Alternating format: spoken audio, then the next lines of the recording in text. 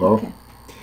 Greetings from Los Angeles, California. I'm Dr. Alex Parsinia. What I'd like to talk about in this session is really chapter 16, skills for optimizing leadership as situations change.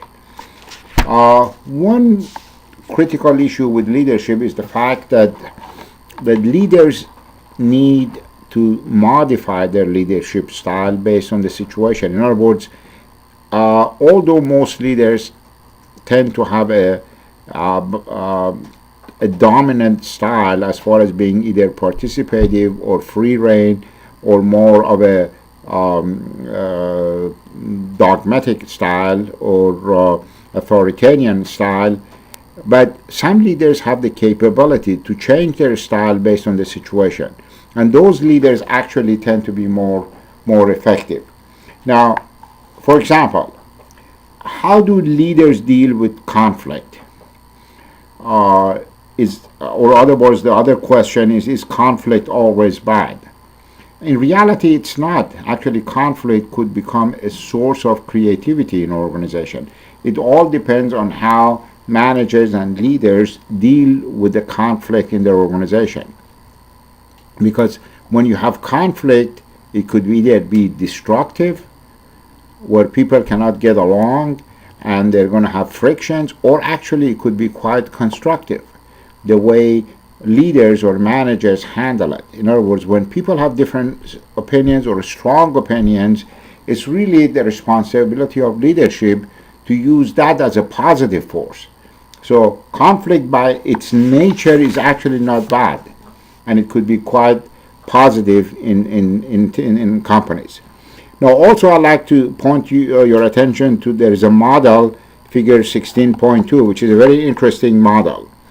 And what did this particular model, what you're seeing here, is that you have a matrix here where your vertical axis deals with desire to satisfy own concern versus desire to satisfy other concerns. In other words, as a leader, are you primarily geared towards satisfying your own goals and objectives?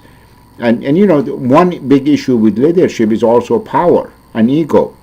You know, leaders tend to have usually big egos, and they also tend to be power driven. So whether, again, becomes part of that variable, the desire to satisfy your own concern versus the desire to satisfy your subordinates' concern. Now, looking at this particular interaction of these two variables, this particular model identifies 5 different set of scenarios. One is avoidant. I mean, basically there's a neglect. When there is very small concern or very low concern for desire to satisfy the subordinates, even also there is low concern to satisfy the leader. So, I mean, that's quite destructive, that scenario. Now, the sharing side is really more of a compromise. So basically the leader says, I really cannot satisfy all of my concerns, so I'm going to compromise. I'm going to satisfy some of my concern, and I'm going to try to satisfy some of my subordinates' concerns. So the leader is aware that there is a conflict here, and he or she is trying to make a compromise there. Now, if with the accommodative type of a scenario, this is the scenario where basically subordinates are running the show, because their concerns are addressed, but the leader tends to be here very weak and not really being in charge of the situation. And in effect, this is not constructive either, because you want to have strong leaders in companies running the company. You don't want to have a weak leader. Now, the opposite side of this is, of course, is a competitive type of a scenario where the leader is driving the whole thing. And of course, this is most of the time, this is the case where the leader tends to basically call the shots, more of a aggressive type of a leadership style.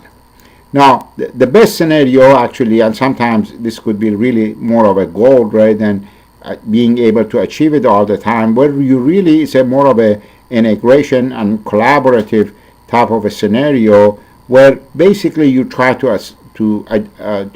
address these issues and really move the company toward achieving both of these concerns. Okay, thank you very much.